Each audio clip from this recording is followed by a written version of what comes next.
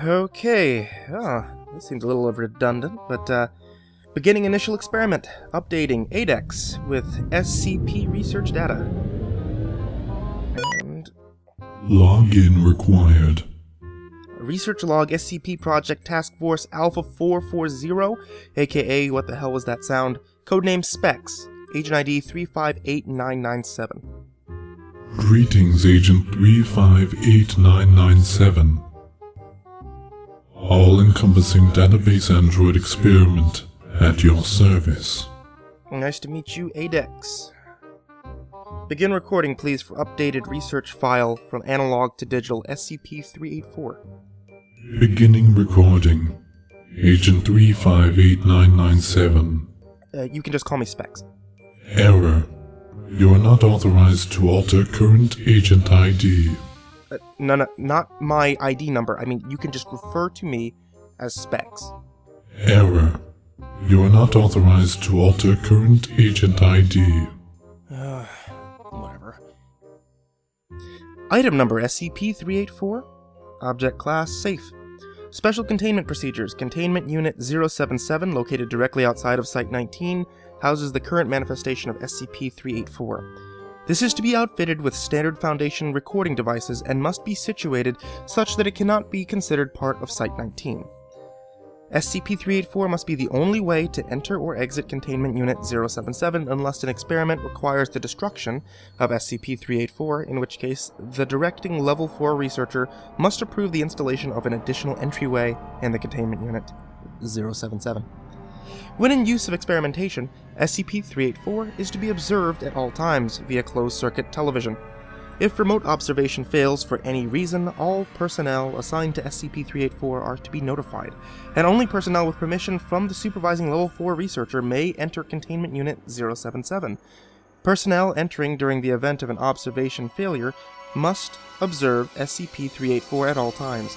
Failure by any personnel to do so will result in a complete lockdown of Containment Unit 077 and Site-19 passageways leading to it, with normal operation to only resume at the overseeing Level 4 researcher's command.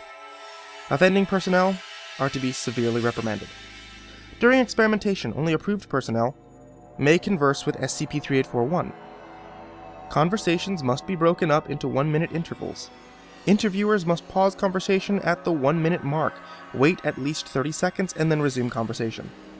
As of March 22, 2014, all researchers experimenting with SCP-384 must be accompanied by at least 2 armed guards. Personnel entering Containment Unit 077 will be subject to a standard dangerous material search before being allowed entrance.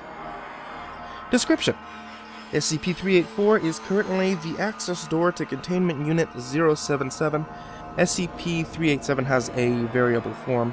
Any door installed in the same building as it can spontaneously take on its properties.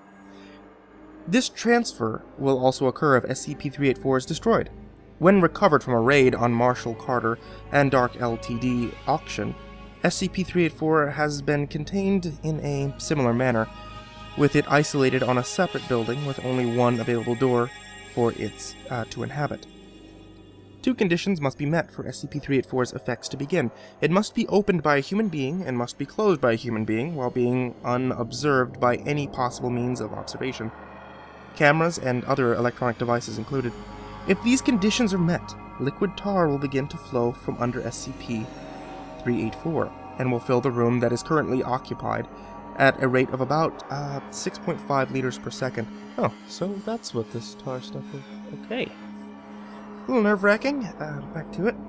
The tar is incapable of cooling into a depth of more than 3 centimeters, but will instead climb up and adhere to the walls and ceiling of the room.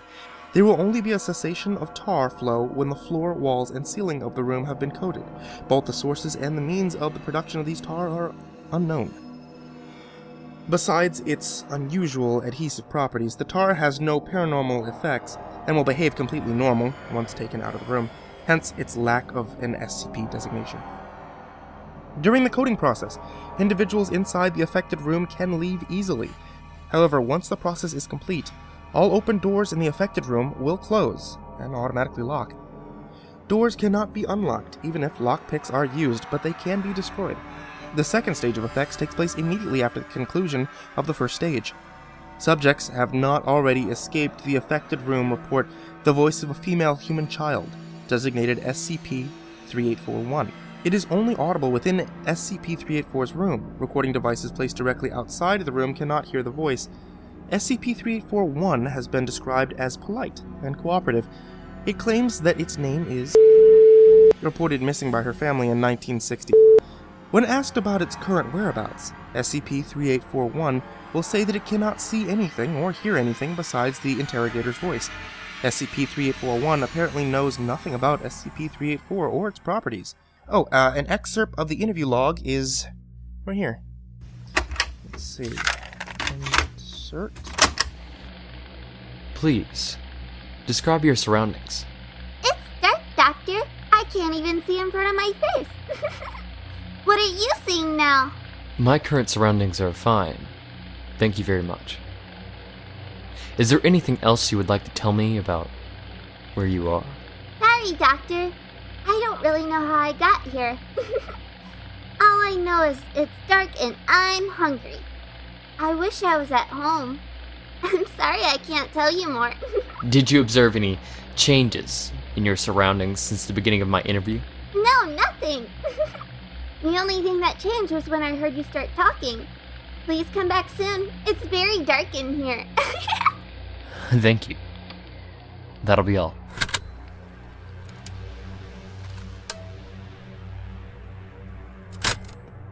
Cute. Despite the fact that any juvenile individual would express considerable distress if placed in SCP-3841's situation, SCP-3841 has been described as remarkably well-adjusted by interviewing psychologist Dr. As remarked on by the unusual level of vocabulary and maturity that SCP-3841 possesses, and has suggested that it is possibly deceiving Foundation interviewers, though his hypotheses are but conjecture and should be regarded as such.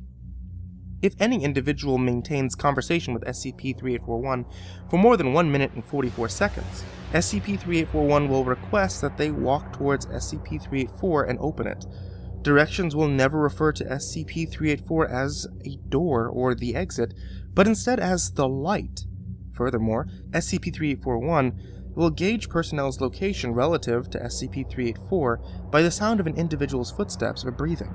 Personnel who walk away from SCP-384 apparently sound softer to SCP-381. Once an individual is positioned directly in front of SCP-384, he or she will be instructed to reach forward. At this point in conversation, most individuals report that SCP-3841 has taken on a pleading tone of voice. It is impossible to conventionally open SCP-3841 without otherwise damaging or destroying it, but individuals who at this point attempt to open SCP-3841 are encompassed by an abrupt explosion of no recorded alternate dimension correspondence to the location observed through SCP-3841, though personnel who have been to the Los Angeles La Brea tar fields have reported similarities. Retrieval attempts have been deemed by Dr. Franklin to be too risky, given that the only personnel lost so far have been Class D. SCP-3841 will express confusion at this event and will repeatedly ask why the light has vanished. Interviewers noted increased signs of distress after their event occurs. 12 minutes after the commencement of the second page, SCP-3841 will cease talking, and all tar will drain from the room. Addendum 3841-A. When asked for information about Marshall Carter and Dark LDT, SCP-3841 refused to answer. This is the only recorded instance of uncooperative behavior in SCP-3841's part. When the on-duty psychiatrist asked further, SCP-3841 revealed that Marshall Carter and Dark LDT clients who expressed special interests were permitted to converse with it.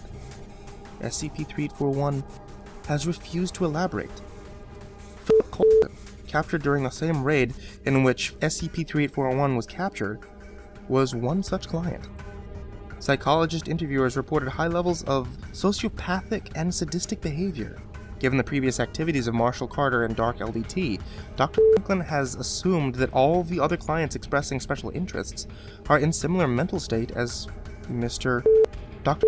has discouraged researchers under his command from pursuing this line of inquiry. Incident log 384-1 from Dr. Franklin is also recorded. Here you go, Apex. And, oh. Incident log 384-1. On March 22nd, 2015, Assistant was interviewing SCP-384-1. He was the only individual in the room. 2 minutes into the interview, Assistant drew his sidearm and destroyed the recording devices in the room. Nothing said by either SCP-384-1 or Assistant at any time during the interview suggested that the latter was about to commit mutiny. Using a speaker installed inside Containment Unit 077, on-site security commanded Assistant to stand down. In response, the speaker was destroyed as well.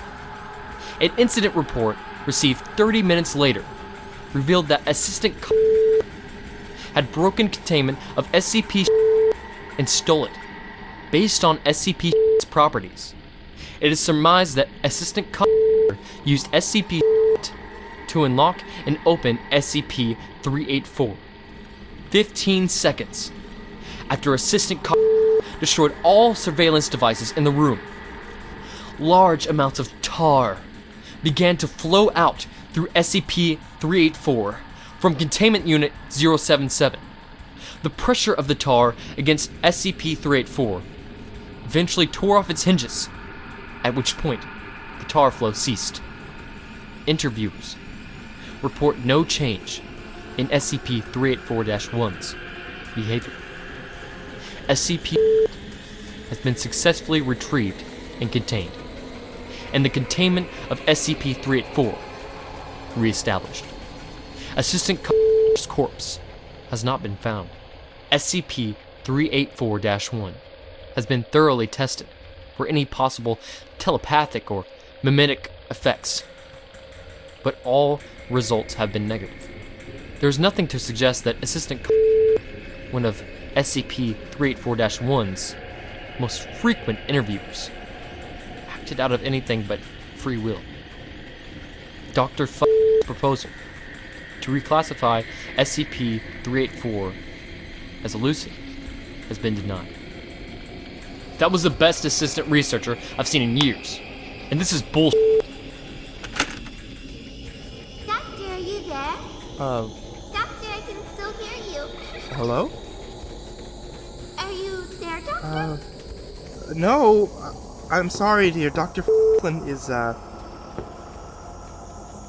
Adex, locate Dr.